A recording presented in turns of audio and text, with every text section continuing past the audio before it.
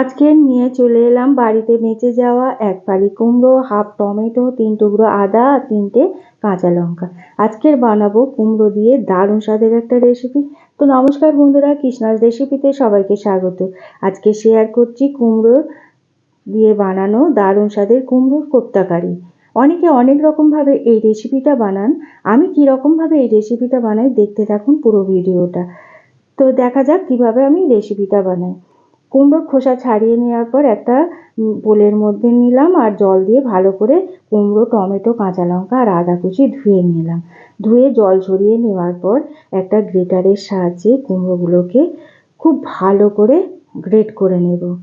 কুমড়ো গ্রেট করে নেওয়ার পর এবার হাফ টমেটো পাতলা স্লাইস করে কেটে নেব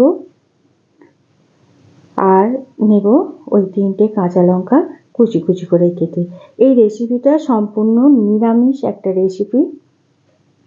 তারপর গ্রেট করা কুমড়োর মধ্যে দিয়ে দেব হাফ কাঁচা লঙ্কার কুচি, হাফ আদা বাটা, হাফ চামচ হলুদ গুঁড়ো, হাফ চামচ লঙ্কা গুঁড়ো আর হাফ চামচ হিং, আর দেব 2 টেবিল চামচ বেসন আর পরিমাণ মতো নুন দিয়ে ভালো করে গ্রেট করা কুমড়োর সাথে মশলা ভালো করে মিশিয়ে নেওয়ার পর গোল গোল মিডিয়াম সাইজের গোল বল করে নেব।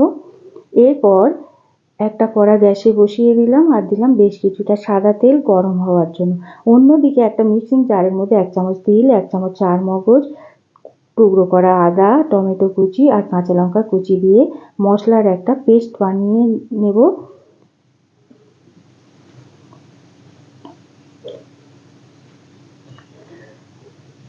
আর এর মধ্যে দিয়ে দেব 2 চামচ টক দই।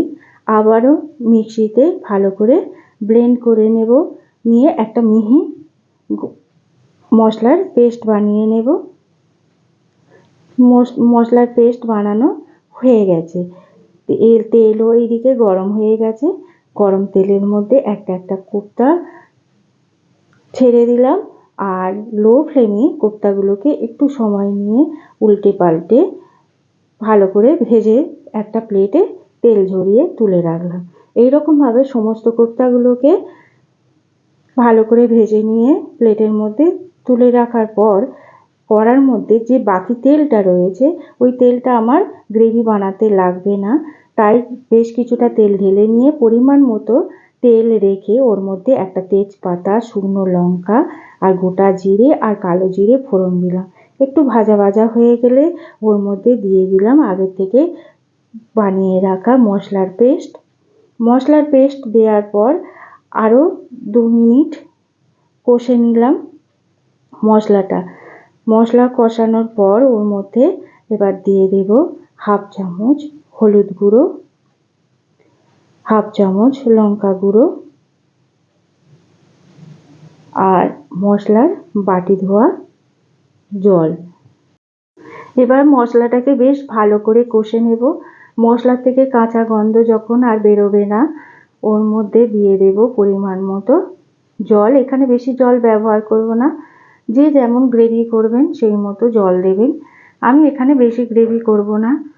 একটু ফুটে উঠলে দিয়ে দিলাম পরিমাণ মতো 1 চামচ চিনি, যে যেমন মিষ্টি খাবেন চিনি ব্যবহার করবেন, আর দিলাম 1 চামচ কাসুরি মেথি। গ্রেভি ফুটে উঠলে ওর মধ্যে কোপ্তাগুলোকে দিয়ে দিলাম। কোপ্তা দেওয়ার পর বেশিক্ষণ ফোটাবো না আর বেশি নাড়াচাড়াও করব না, কারণ কোপ্তাগুলো ভেঙে যেতে পারে। একটু ফোটানোর পর ওর মধ্যে দিয়ে দিলাম, গ্রেভি যখন একটু শুকনো হয়ে আসবে ওর মধ্যে দিয়ে দিলাম 1 চামচ গরম মশলার গুঁড়ো আর 1 চামচ ঘি। গরম মশলা দেওয়ার পর ভালো করে নাড়িয়ে চাড়িয়ে একটা সার্ভিং প্লেটে ঢেলে নিলাম। আর একটু ডেকোরেশন করার জন্য ওপর থেকে একটু তিল ছড়িয়ে দিলাম। এটা দিতেও পারেন আবার নাও দিতে পারেন।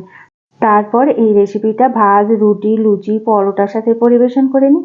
আমার এই রেসিপি ভালো লেগে থাকলে লাইক, কমেন্ট এবং শেয়ার করতে ভুলবেন না। সবাই ভালো থাকবেন, সুস্থ থাকবেন। আবার দেখা হবে অন্য কোনো রেসিপিতে।